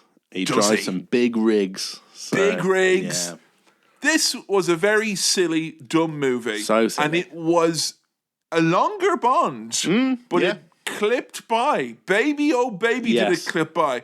Did it make you full on, like, laugh at any points while you were watching it as a matter of interest? Yeah, the big rig's doing a side wheelie and got a kind of joyful laugh. Some of the laboured puns from Fran Sanchez, both he disagreed with something that ate him, and when Launder this when money. the money's got blood on it, launder it. Fucking, those are solid fucking gags. My God. He's got the remnants of a tight five in there, I This believe. might be my favourite Bond movie purely on the strength of those written gags. That's just like classic stuff. So would you say Dalton was underrated? I mean, I think not only is it they're saying he's bad, I think just by being one of the lad who's in very few, you get automatically labelled as a slightly less important Bond. I thought it was a brilliant performance and he seemed a natural as Bond. Like, it just made sense that he was Bond. It's kind of a weird version of Bond, you know, the kind of rogue agent Bond. We're between genres, it feels like. Like, there's a lot of, like, Ghosts of Christmas Past and the Ghosts of Christmas Yet to Be. Yes. It feels like if you got equal parts Daniel Craig and Roger Moore Bond and put it in a blender, you'd kind of get this, maybe? Kind of, yeah. Hell of a body count. Yes. Hell of a body count. Tell you what we want to talk about. Why did he not come back? I believe the franchise lay fallow for a few years just because they wanted to reboot, and I think it did have, even though it did well at the box office, it did have a less enthusiastic response critically because I think there was the people who were hoping, oh, this is going to be the edgy Bond, and they're like, it's still goofy and silly. It's not like other action movies. And then the people like my dad who were showing it to their children going, this is a bit spicier than I remember Bond being. So I think they ultimately pleased less people than they intended to by trying to branch out a bit. Also, there wasn't any like controversy or anything. He wasn't like... No, but I think like it was hard to get one's head around the fact of what this would have been like in terms of reaction then versus now. Yeah. Because now it just seems funny. Like this feels like the silly violence that people would try to emulate to make you laugh on purpose as opposed to by accident. Yes. So I think there's something very special about that. There's very few Bonds I could put on that I would say would be a guaranteed laugh. And I think this is one of them. It is, yeah. It's a guaranteed laugh, but again, like direction-wise, music-wise, It's beautiful, baby. set yeah. pieces, stunts, everything. It's great. I wasn't left wanting as a Bond fan for anything at the end of this. My cups overflowed in ways that I anticipated and maybe did not anticipate. Yes, and I thought for the Bond girls, we got one fairly standard, somewhat unremarkable one, and Pam Bouvier, who was very glamorous, but also very charismatic, interesting, a shotgun. kind of badass. Yeah, She killed. She killed. And Bond was like, that's my thing. I'm the killer. Yeah. I love to kill. So we had a question before about like, you know, spin-off movies. I think she could hold her own in a kind of spin-off Bond movie. Clearly, you want the silly travelogue with Q. That's what we were meant to get. Yes, yeah. That's what they were alluding to here. It was in front of us all along. Well, a good time was had on this edition of Summer Bonding. Yes. Would you say you would rank it amongst the favourites, or is it just a good Bond? Is it above and beyond other experiences? Because these can be hard to classify sometimes, I think. I really enjoyed it. It is quite hard to rank it amongst other Bonds, but I think it's definitely towards the top because that was just a real laugh, but also delivered on the Bonds. It was a romp. It delivered on all the Bond stuff. It was nice to see a fresh Bond that I've literally never seen before. A real fun time. An enjoyable bond. An enjoyable bond, an enjoyable experience. Yeah. All that remains is your star wipe rating for James Bond, License to Kill. 4 star. Star wipes, I mean 4 star. Yeah. You heard it here first.